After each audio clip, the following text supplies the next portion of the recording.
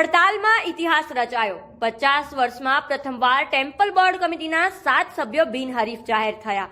શ્રી સ્વામિનારાયણ સંપ્રદાયના સર્વોચ્ચ તીર્થધામ વડતાલ ટેમ્પલ બોર્ડની યોજાનારી ચૂંટણીમાં સંત વિભાગ, પાર્ષદ વિભાગ, બ્રહ્મચારી વિભાગ તથા ગૃહસ્થ વિભાગના મળી કુલ 7 બેઠકો બિનહરીફ જાહેર થતા હરિભક્તોમાં આનંદની લાગણી વ્યાપી જવા પામી છે।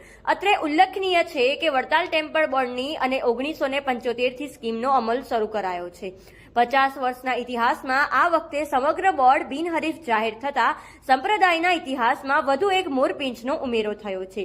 પ્રાપ્ત માહિતી અનુસાર વડતાલ ટેમ્પલ બોર્ડના 4 વિભાગોમાં સંત વિભાગ, બ્રહ્મચારી વિભાગ, પાર્ષદ વિભાગ તથા હરિભક્ત વિભાગના મળી કુલ 7 સભ્યોની ચૂંટણી યોજવામાં આવે છે, જેમાં સંત વિભાગમાંથી ડોક્ટર સંત વલ્લભદાસ સ્વામી, બ્રહ્મચારી વિભાગમાંથી બ્રહ્મચારી હરિકૃષ્ણાનંદજી, ગુરુ ભક્તિ પ્રિયાનંદજી, પાર્ષદ વિભાગમાંથી પાર્ષદ વલ્લભ ભગત, ગુરુ નીલકંઠ ચરણ દાસજી તથા ગૃહસ્થ વિભાગમાંથી સંજય શાંતિલાલ પટેલ, તેજસ બિપિનચંદ્ર પટેલ, અલ્પિત પંકજભાઈ પટેલ તથા સંજય હીરાલાલ પટેલને બિનહરીફ જાહેર કરાયા હતા।